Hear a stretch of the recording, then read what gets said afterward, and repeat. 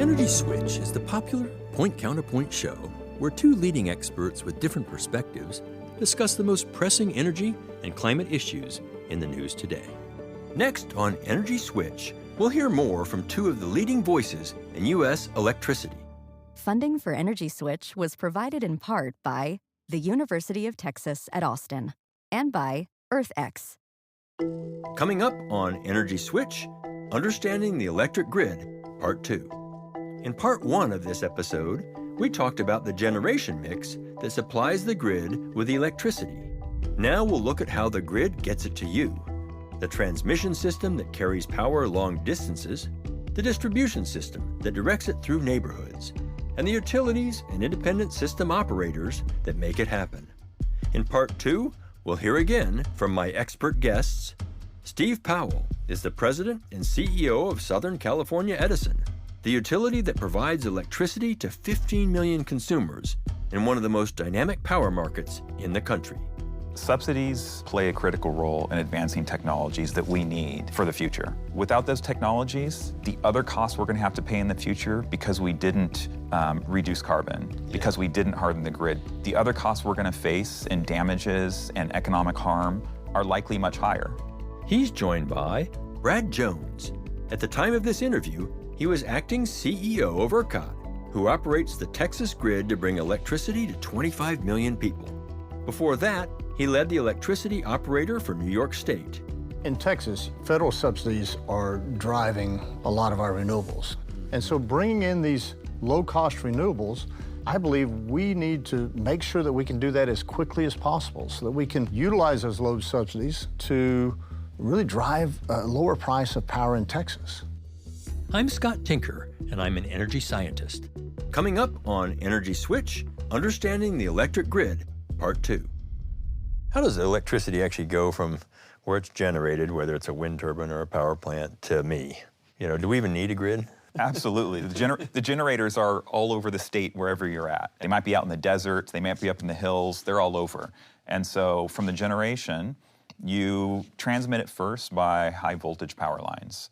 These are the really big towers that people see, kind of if they... 345 kilovolt. Yeah, 500 kV, Yeah. 345 kilovolt. Yeah. That carries it the long distances. And then it gets to a substation that transforms it to a lower voltage, and that's where the distribution system takes over. And the distribution system, you might see, these are the wooden poles in a lot of cases, the wooden poles that then go through neighborhoods. Mm-hmm. That's at a lower voltage, and it comes through those distribution lines, and then ultimately it gets into the neighborhood, and there's transformers that bring it down to the homes and businesses. Okay, so almost like a interstate highway, and then a state highway, and then a county road, and then my gravel road, my driveway. Make it sound so simple. Yeah, it is. It's so easy. Why not just have a solar panel on every roof and call it good? Well, solar's only available during the day. Well, then why couldn't I add a battery? Because the size of the battery you would need to ride through a week, Right. of no solar is cost prohibitive. The size of your garage. As you start putting those resources on, there's value beyond just that home or just that business. To get that value, that's where the grid comes in. It's connecting everybody in society. And you get value by then. If you've got some extra resource, you can sell it into that market. We've got to build out the capability to be able to sell all of that and orchestrate that. Right. That's when I talk about the reimagined grid and grid modernization. That's what it's really about, Right. and the value that we'll be able to extract. That's a great description. So who controls the grid? So in Texas, it's ERCOT, which is an independent system operator. I'd say 75% of the country is covered by an independent system operator. And the idea behind an ISO is simply to take the decision-making out of the hands of those parties that are interested in making money. Having an independent authority that will make a decision which generator is the cheapest to use at any one time, and to make those decisions and select those generators. And by separating them in an independent organization, it creates that non-biased and fair opportunity for all. Yeah. Interesting. And when you say who really controls the grid, Right. Brad, your answer was the bulk system, the transmission level system. But the grid is not just the transmission system, it's the distribution system as well. Today, the utilities own the distribution and we operate the distribution. It's getting more complex. And to be able to integrate the solar and the storage and manage electric vehicle charging, you need better visibility into the system than we've ever had before, which means that we're investing in sensors so that we can see what's happening more locally than we were able to see before. You need really high-speed communications because you've got to take that information to places where it can be processed. You need automation as well as the optimization tools, because you're going to have to start providing price signals and know who's ramping up and down their charging and how are they using their batteries. All of that has to be built out at the distribution level to enable the use of these resources to get the most value out of them. Yeah. It's solar panels on rooftops, but it's beyond that. It's in Texas, there's a lot of natural gas-driven backup generation for a Walmart or a large big box store. Right. They'll often have a backup generator behind their facility that is able to produce for the grid. And so to the degree that we can utilize those assets as well, better, Right. that creates more resources for the overall grid. So our grid is changing in rather dramatic ways, in that in the past it used to be a large generation facility transmitting through all these lines down to distribution to a home, and now it comes from both directions. Both ways, yeah. Our change in our operational techniques has been significant, though, because to be able to see all those distributed generators, to know where they're operating, at what level of operation, and to know the capability of what they can offer into our grid is something that we are still expanding upon. Sure. You know, how do we price electricity? What actually drives the price I pay? In California, for a utility like us, all of the generation and the energy that we pay for is a straight pass-through. No markup. Customers just pay the cost of that. On the grid side, that's how we as a utility can earn our revenue or earn our profits. There's a certain amount that we invest of capital and to maintain and grow and expand the grid, and then we are able to have the right to earn a return on that. And so pay for the grid, pay for the generation, a little bit of margin, and for us, it's then regulated by our Public Utilities Commission. So is that what's called a capacity market, or is it kind of a hybrid? What is that? It's not a pure capacity market like they have in other parts of the nation. Utilities are required to go and get a certain amount of capacity to ensure that we have enough supply to meet our demand. Mm-hmm. And then we go procure contracts and sign up contracts for the resources that are out there. Okay. How about Texas pricing? Quite a bit different, in fact. From the customer side of things, 75% of Texas is fully competitive, meaning that they can shop around for their provider. And those deals are based upon how that retailer will acquire their generation, pay for their transmission, and whatever additional markup that they have in that offer. The other 25% of the state, though, is in a couple of large utilities that are run by a municipality. So Austin and San Antonio and Denton and a few others have a municipal electric system that will establish their rates based upon their own individual rules. The energy itself, though, in Texas is fully competitive. So all energy fights with one another to get the lowest price. Mm-hmm. As wind and solar have come in, they have been able to lower that price, which means that other generators that used to operate, say a natural gas generator, are able to operate less because wind and solar have now displaced them. We have had an energy-only market for a number of years, which means a generator only gets paid if they are producing energy. If they're not producing energy, they don't get paid anything. Mm-hmm. And I heard a professor from the University of Houston put it best. He said on that day that the Houston Astros were playing that evening, and an energy-only market is you only pay the people that get on the field. You don't pay anybody in the dugout, right? Well, you know that eventually you won't have anybody left on the bench. Right. And so we have to address that issue is as we invite more wind and solar into our market. We know energy prices should arguably come down because of those additional resources. But we have to make sure that we retain those other resources and attract new ones for our growing market that can meet our loads whenever it's both dark and still. You know, we hear a lot about LCOE, the levelized cost of electricity or energy. My understanding is that's at the plant gate, that's the bus bar. To get it from there to me, I have to have these other things, the batteries, the power, the natural gas load followers, maybe hydro. Those cost money because they're hanging out. I mean, who's going to build a gas plant that runs 5% or 10% of the year? Right. You better pay them a lot to do that, right? Doesn't that add cost to me, the consumer? So the question really is whether the cost reduction that we're receiving from these renewables, that are fairly low cost in our fleet, is more than the cost to retain some of that other type of generation. Okay. My personal belief is the cost reduction from renewables is greater than the cost addition necessary to retain some of that other fleet. We do subsidize these things. Governments make choices about it, renewable portfolio standards, direct subsidies. How do you see it playing out in subsidies? Let's get different perspectives. In Texas, federal subsidies are driving a lot of our renewables. But my perspective is that if the federal government wants to send $1.25 to Texas when we pay only $1 in taxes, I'll take that, because that's going to lower our energy cost. And so bringing in these low-cost renewables, I believe we need to make sure that we can do that as quickly as possible so that we can utilize those load subsidies to really drive a lower price of power in Texas. Now, in order to do that, we have to make other accommodations. We have to make sure that there's ways to retain and attract that other type of dispatchable resource. But as long as we're doing that, I want to see as much of these renewables come in, because with the subsidies, they're very economic in our market. Are they economic without them? They are close. They are very economic. They're very low cost. Right. Federal government has the capacity to borrow money from our kids. We do it all the time. We call it the deficit. Does that make sense? Does it work?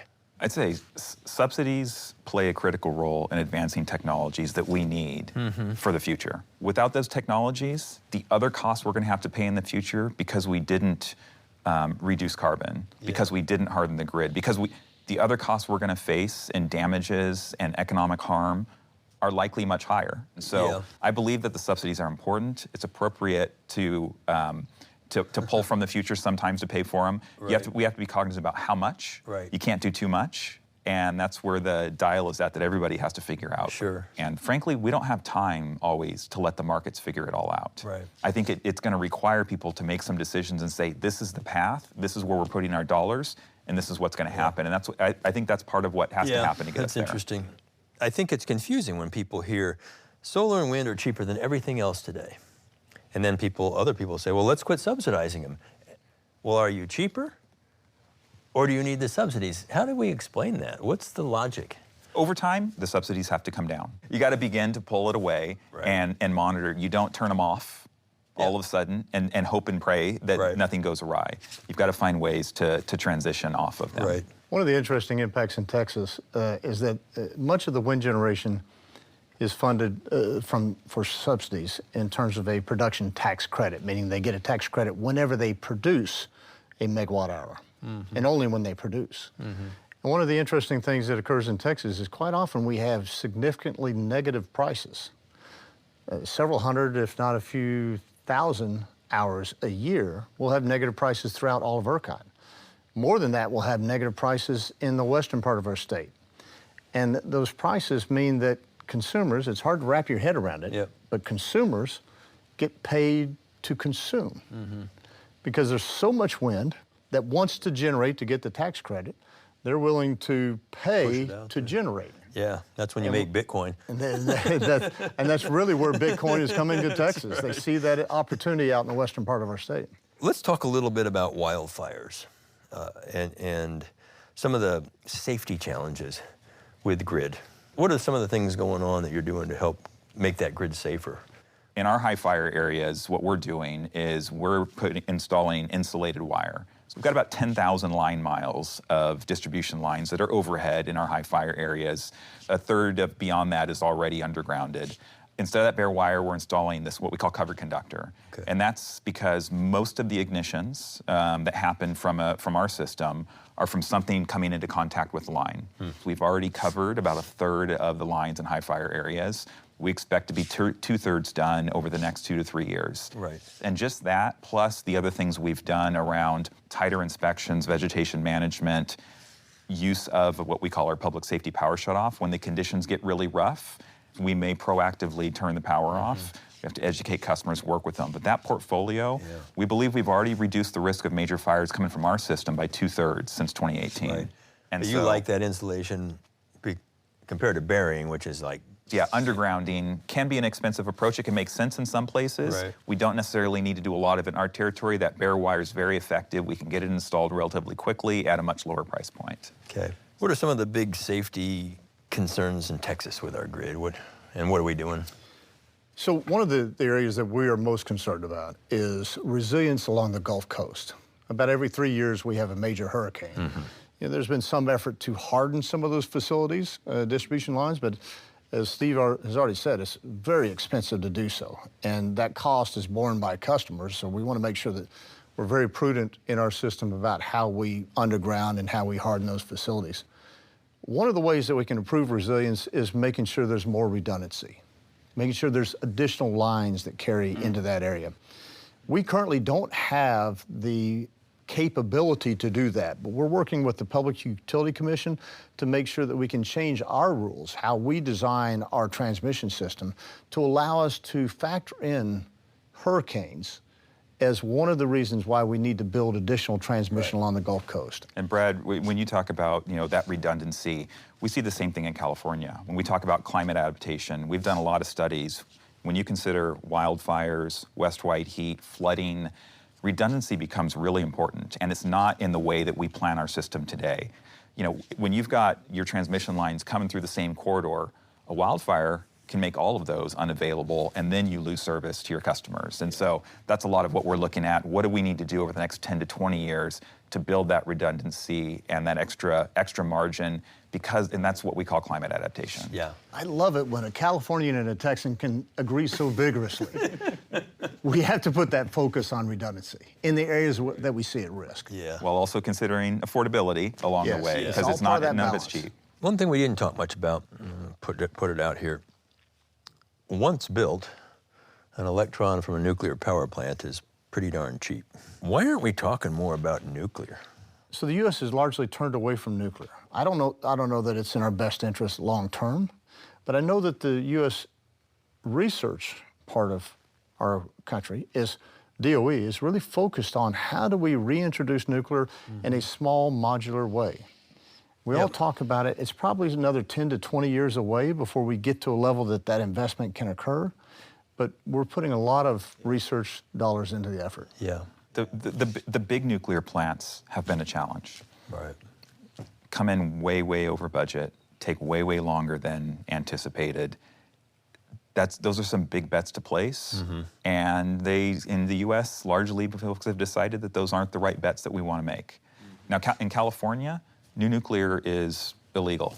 You're not allowed to do it until there is a federal solution for the spent fuel. Yeah. Right, the fuel has been used. Right now it's stored in casks. You can keep it there safely for a very long time, but ultimately that stuff has to go somewhere, and it's a federal issue and problem that has to be resolved. And California is an earthquake-prone state, at least part of it, and I can understand that as opposed to some of the other parts. At the same time, it is important that we keep the nuclear plants online that are online today, right? It is clean, it is reliable, it is a great baseload resource. You got to make sure that the economics work. They've been challenged recently. The federal government stepped up in the Bipartisan Infrastructure Act in 2021. They put together a nuclear fund of about $6 billion to help make sure that we can keep those plants running. So, important part of keeping those that are safe and reliable running as part of the energy mix. I think the future, like growth, is really the question. So,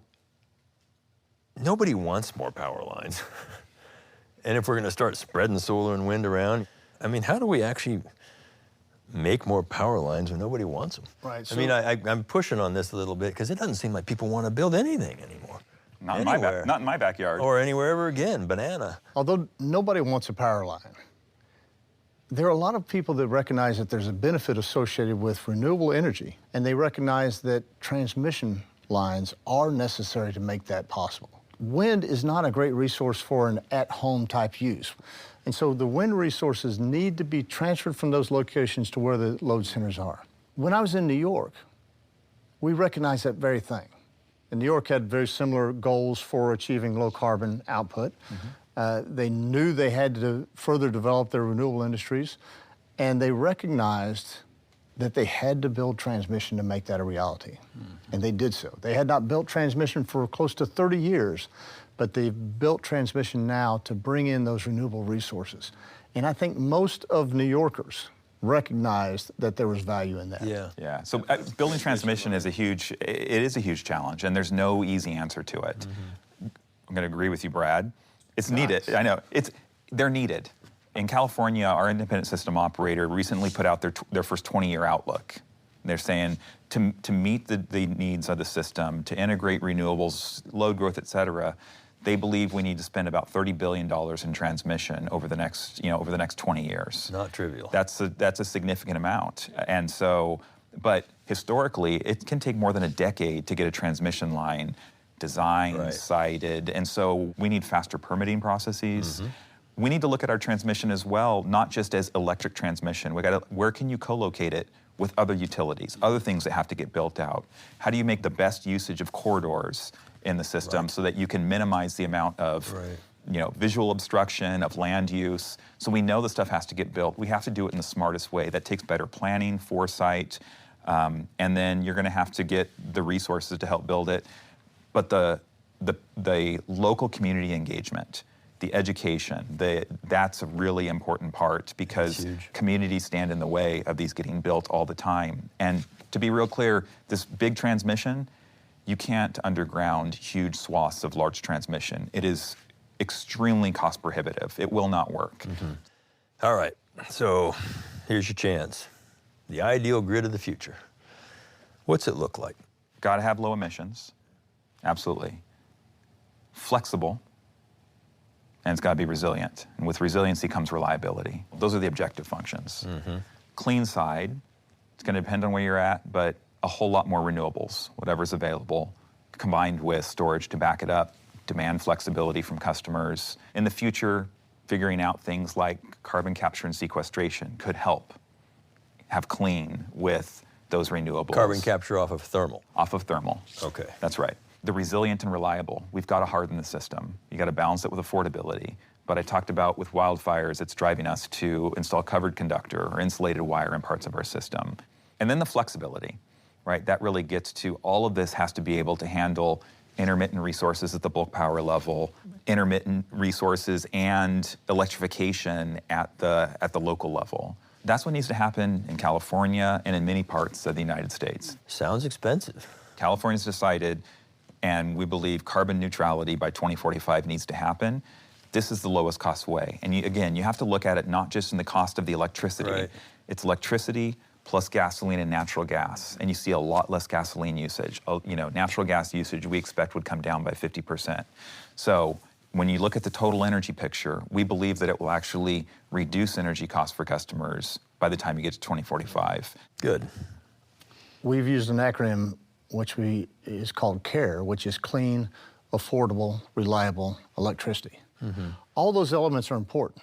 We've now reordered R to the front. So reliability, we want to make sure that we're focused on that. That's a key to all customers' experience. We want to make sure that they have the power they need when they need it. But once the reliability is solved, we have to keep focused on affordability. We can't give up on that, because that goes to all consumers, but certainly to that consumer group at that last portion of our economy that is already struggling. We have to keep it affordable. And we do want to focus on clean, and we have done that. And that's why we're utilizing the wind and solar resources to help us to keep our market clean. So I don't think it changes in the future. It may change where the resources come from. It may change how we allocate some of our investment, but those elements will still be our focus into the future. Great conversations. It's been a pleasure. So much more we could talk about. I want to thank you both for being here. Regarding transmission, everyone needs power lines, but nobody wants them on their property. This makes it hard to site new ones. California needs $30 billion in new lines, and both states need to make lines that are susceptible to fire and storms more resilient. Distribution systems now have to go two ways, taking electricity to the customer and carrying it back from on-home solar systems and commercial gas and diesel backup generators. Both leaders said the ideal grid of the future would be lower carbon, more affordable, and more reliable. But both agreed that would be expensive. They'd be happy to take federal subsidies to achieve this, though both agreed subsidies should eventually be phased out. Energy Switch is executive produced by Scott Tinker and produced and directed by Harry Lynch. Sophie Byard is the assistant producer and researcher. Editors are Ginny Patrick, Yusef Swachina, and Jackie Kunzler. Matt Aslanian does the sound. Energy Switch is produced by Arcos Films for the Switch Energy Alliance, with support from the University of Texas at Austin and EarthX.